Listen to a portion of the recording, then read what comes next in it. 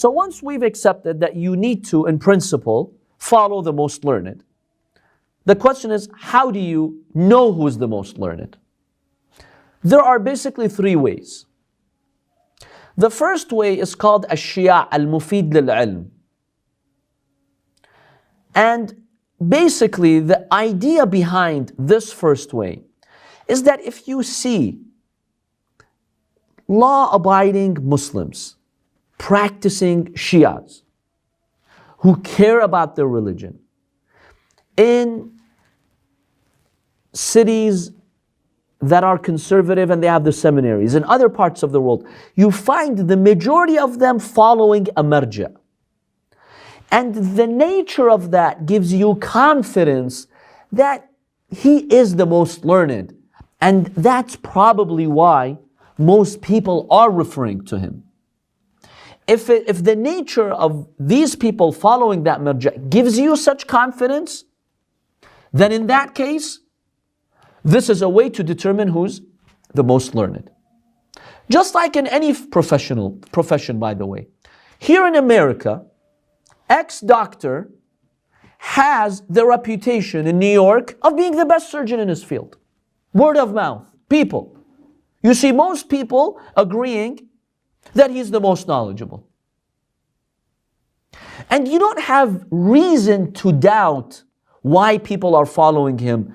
You're ruling out other factors. For instance, if that doctor is a millionaire, he has a lobby, and he's spending billions to advertise, then you could tell, okay, I can easily attribute why people are following him to his advertising, to his,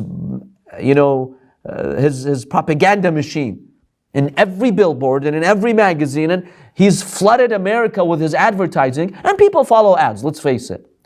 So when you look at most Americans who say he is the most knowledgeable, if you have reasonable reason, as someone would say, I have a reasonable reason. If you have reasonable reason to believe that he's become popular and known to be the most expert because of his good advertising, not because he really is the expert, then that does not give you confidence. So in this case, you don't have evidence. You cannot use this route.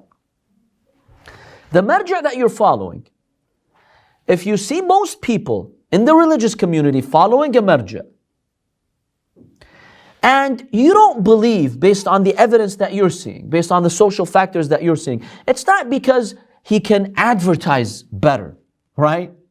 It's not because of that. It's because really people just learned from experts that he is the most learned, and that generates confidence in you. That's a valid route in Islamic law, because itmi'nan, confidence is proof. Yes, in the eyes of Allah, I still don't know who really is the most knowledgeable, but this is an acceptable path. It's a rational path. So this is one way to determine who's the most knowledgeable. Sometimes it works, sometimes factors can make it not work, like the examples that I gave. Or sometimes political factors, right, can be at play. The marja' could have the political backing of some group, and because of that they became popular. See, if that's a reasonable, plausible scenario here, then yeah, this would not be a valid way. And that's why Maraje, when they mentioned this way, they said which kind of popularity, right, indicates that the marja' is the most knowledgeable. Not any popularity, a type of popularity that gives you certainty and confidence by rational standards. If that is the case, then you can. I'm sure you will get different perspectives on this one. You will have some people saying, yes, this marja' became the most popular because of this political factor and this factor and that factor. Others will disagree. They say, no, because he naturally was the most knowledgeable in the seminary, and so he just stood out. It doesn't matter what people say. Between you and your Lord, what conclusion do you draw? Do some research, ask some people, ask some experts, and see how they feel about this. As long as you've done that rationally, you've done it reasonably, between you and Allah, if you follow that marja', you're off the hook. You followed an expert who seems to be the most knowledgeable. Yes, if you have reason to doubt, this aspect, and you could attribute the popularity of this marja to political factors, to other factors. In that case, you need another route. We'll talk about the other two routes. So this route may not be available for you, but it could be available for a lot of people. Would you say, Sayyidina, today, as far as the growing number of people who want to move away from taqlid are actually pinpointing or nagging about such issues, that it's due to some political popularity or some groups following this Marja versus that Marja, and hence... Some people are making these statements. In fact, some people will even outright tell you, yeah, even the houses have lobbies, and the lobbies can choose which Marja is going to be the grand Marja. Some people do say that, right? And by the way, we don't live in a utopian world in which no factor is going to influence any outcome. There are hundreds of factors at play. Yes, historically, we see that the Marja, who was the most knowledgeable in the seminary, through his classes, through his works, basically his students and the people in the seminary, there was an understanding, or from peers, that he is the most knowledgeable. So, a lot of times that is known. But there are factors that can influence that. Political factors, social factors. A lot of factors can influence that. So between me and my Lord, if I believe, objectively, doing some research, asking some experts, if I believe these factors are at play, and that makes me doubt whether this person really is the most knowledgeable, then in that case, I need to look for another route. So this could work in some areas, it could not work in other areas. It's not a definite route, but it is a rational route in a lot of areas. The second route is to follow two experts who are adil, just. And if you do that, and they tell you, we believe based on our expertise that X scholar is the most knowledgeable, Islamically, that's enough for you. Why? We have many hadiths about legal cases, religious cases. If you want evidence, legal evidence in Islamic court, in any case, you go to two adils, two just witnesses. That's the concept of two just witnesses. So number one, they have to be just, you can trust them. You have to be truthful. Number two, they're experts in their field. As long as they're experts, they have hawza, training, they are experts, they are at a capacity to kind of evaluate who may be more knowledgeable when looking at their works. As long as you go to two scholars who are experts, and they testify that we believe X scholar is the most knowledgeable, Islamically, that's enough. You fulfilled your obligation. So that is the second route. What if the experts contradict one another and they disagree? Choose those experts that you're more confident with. Choose the experts whom you think are more of an experts, or they're more truthful. And that's how you resolve it. So two experts say, the first marja is the most knowledgeable. These two experts say, no, the second marja is the most knowledgeable. And they're experts, they're just. Basically, which of these two do you trust most, and you think they have better expertise? Whatever you felt confident with, in Islamic law, that's enough.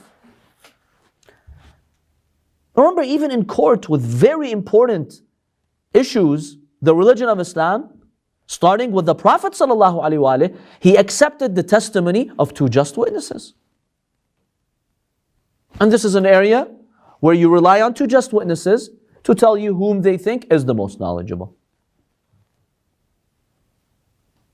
Yes, in some areas Islam has stipulated 4, like adultery, but that's an exception. In all cases, two just witnesses are enough, except in some cases where the Sharia said no, we need, let's say, more witnesses. So this goes back to the default when it comes to this matter. Any objections to this second route?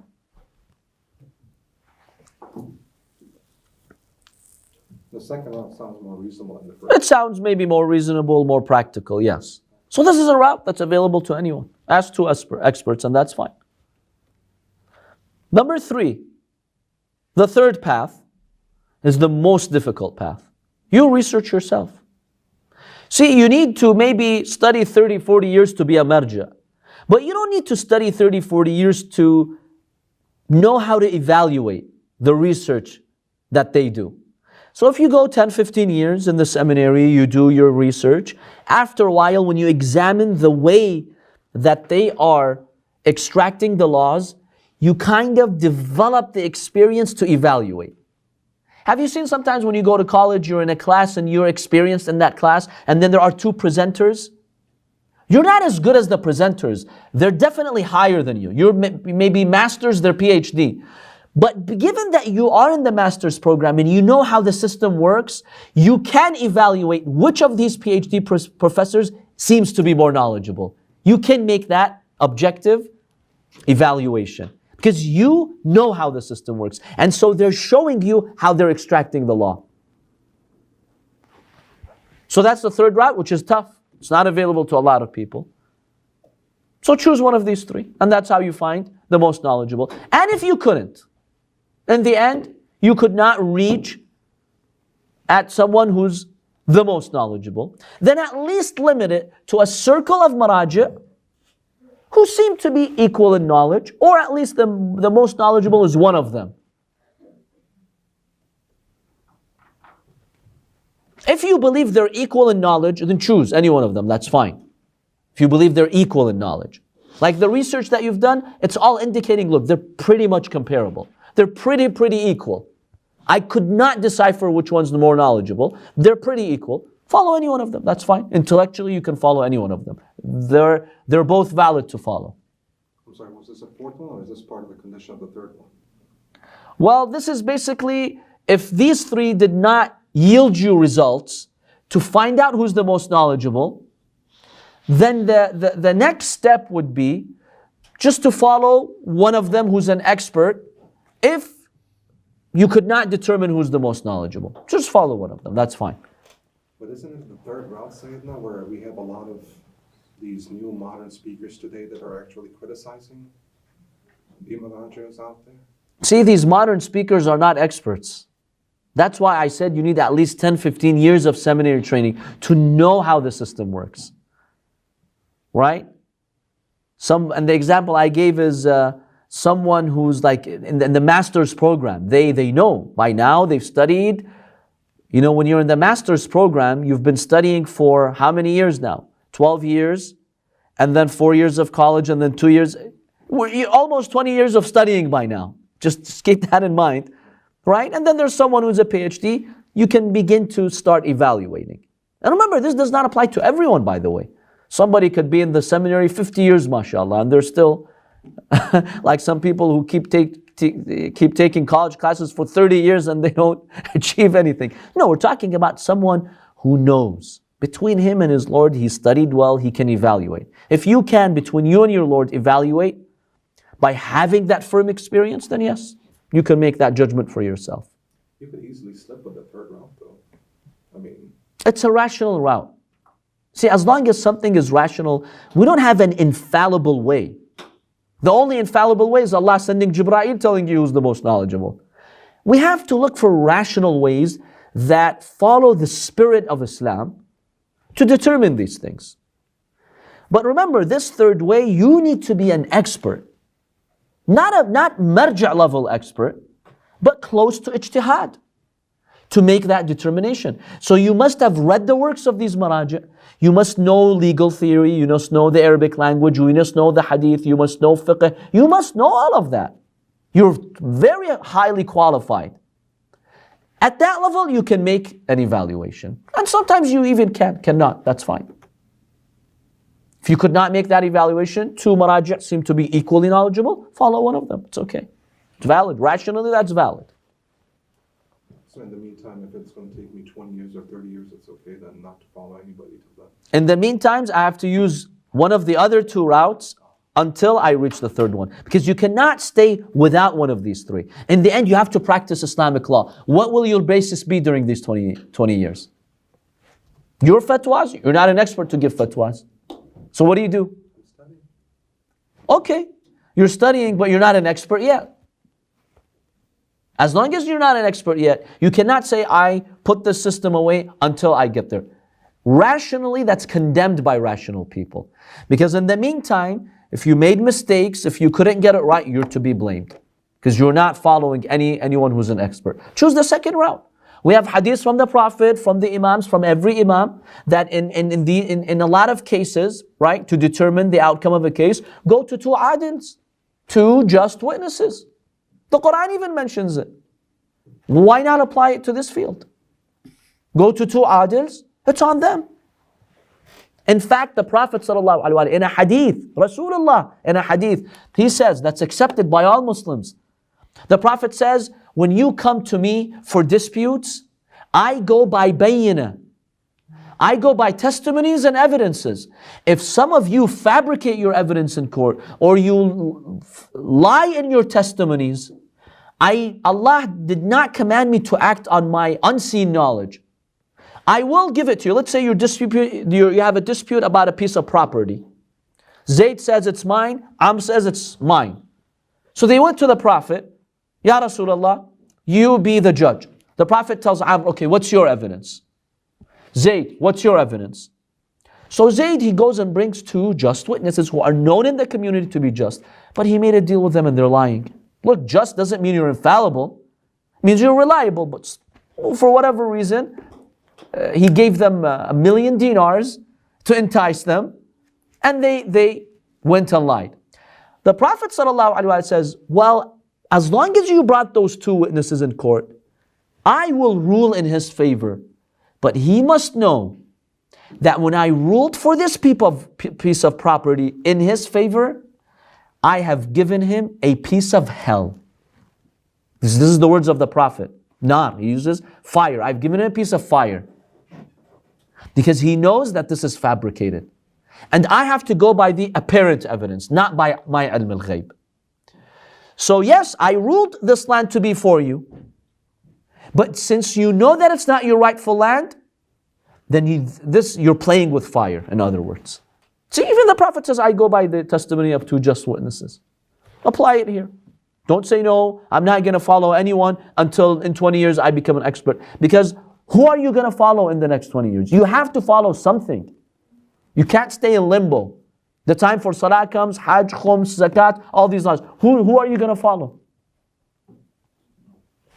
Who? Your opinions, you haven't looked at it yet. You're not an expert yet. So who are you going to follow in the time being? Yes, you want to take the precautionary route where there's 20 Maraje, you take the toughest fatwa. Okay, that's fine. You want to burden yourself like that? Ahla wa sahla. Usually these people, they want an easy way out. So they're not going to choose this one for sure. I guarantee you. It's rational. I mean, that's the thing. I mean, they can start debating and arguing these other factors along those intellectual lines, but the basic element that you can present to them, all right, for your prayers, for your salah, your fasting, your hajj, how are you determining how to do that at this point? I mean, they get stuck at that point. They can't really answer that. And that's the challenge. The very last point about taqlid, and with that we will end the discussion on taqlid. The marja has to be the most knowledgeable, right? Most knowledgeable in what? Huh? I mean, I know there's so many areas. So Yeah, so in what? They're most knowledgeable in what? Exactly. certain areas. Holistically, fiqh. Okay, so they're more knowledgeable in fiqh. But define that. What is fiqh though? Somebody will ask you today, what's fiqh? How would you put that? So they're the most knowledgeable in hadiths. Like what about hadith? Like memorizing the hadiths? No, understanding and explaining. Understanding and explaining the hadith? Deciphering the meaning. And Deciphering the meanings? Legal theory as well. Legal theory, which helps you develop principles taken from hadith to apply. Scholars and experts have mentioned the marja has to be the most knowledgeable in extracting Islamic laws from their sources, which is the Quran and the Sunnah, taking the principles and having an amazing ability to apply them to particular cases.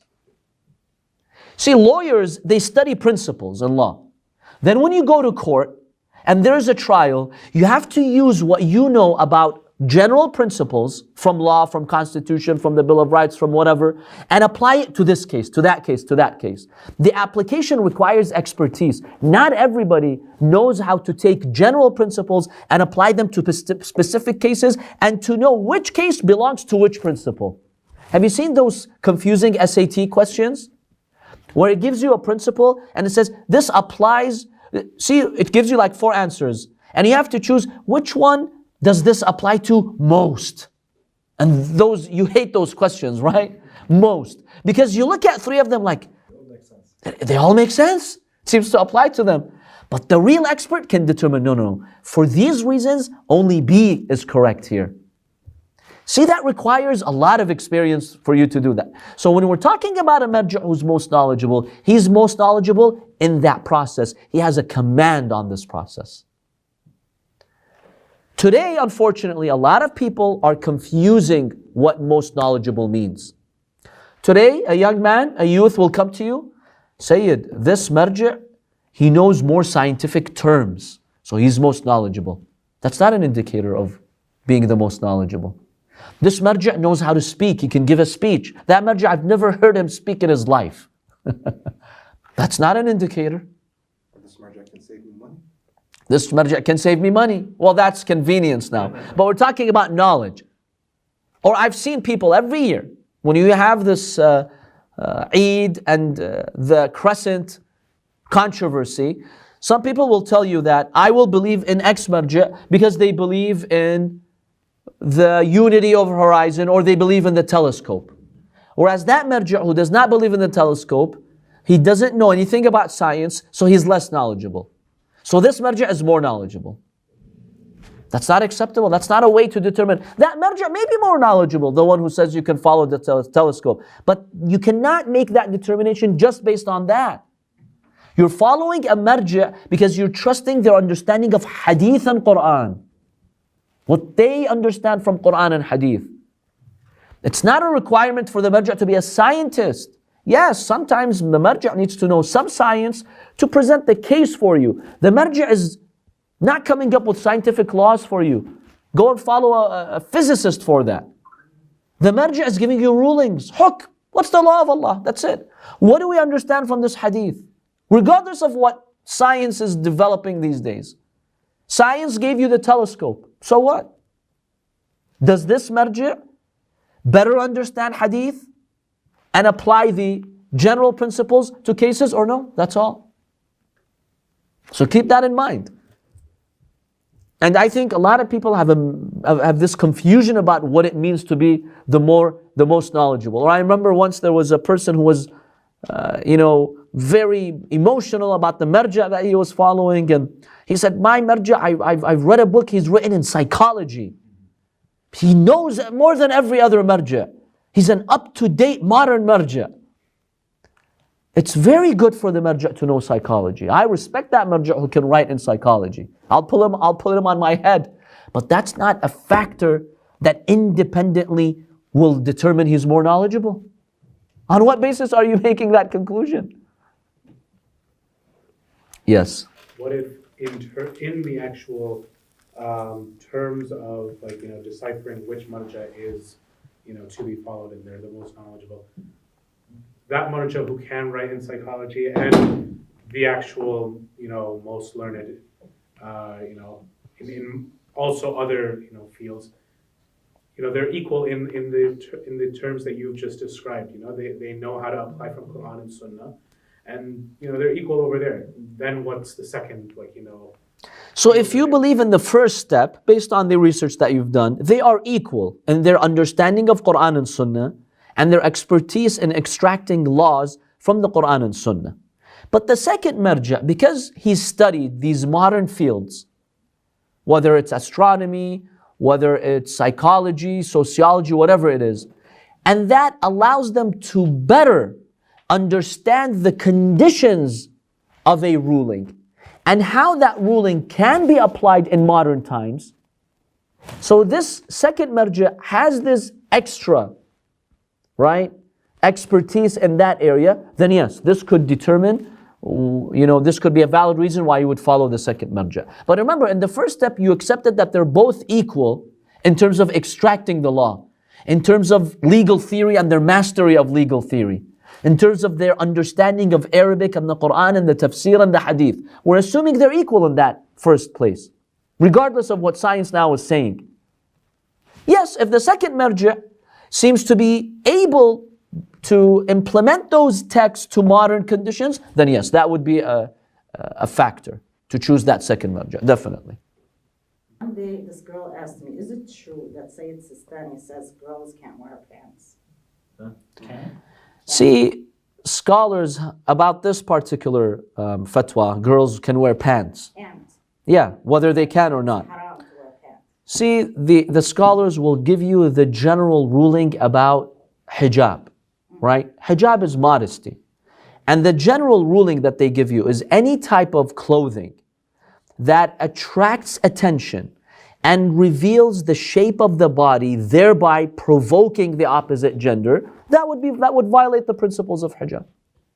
The marja is not going to come and tell you this fabric, this cloth, these can be socially determined. In some parts of the world, if a girl wears this outfit, it's provocative. It draws attention. In another part of the world, maybe it's not. So this could vary. So it's not just him, any other marja will give you this general ruling. The marja will say if it does draw attention, if it reveals the very exact shape of the body, well, that provokes the opposite gender. Same with men, by the way.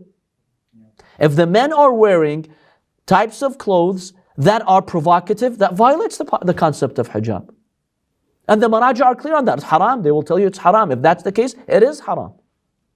I myself have heard Maraje being asked this question, where women asked them, they forwarded this fatwa, can we see a sports match in which men are wearing shorts, they're looking good, and I'm seeing their body, and this could be a little bit provocative. The Marja said it's haram, you cannot watch that.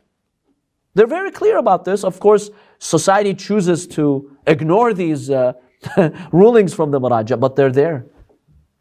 I mean, it's very common. I mean, some of the perhaps sisters who are making this assumption that pants are haram, when what qualifies as pants at the end of the day? But leggings? See, or exactly. The Marja is not going to sit there and tell you legging is this, the pants is the. They won't, right? They'll just give you the concept, the general concept.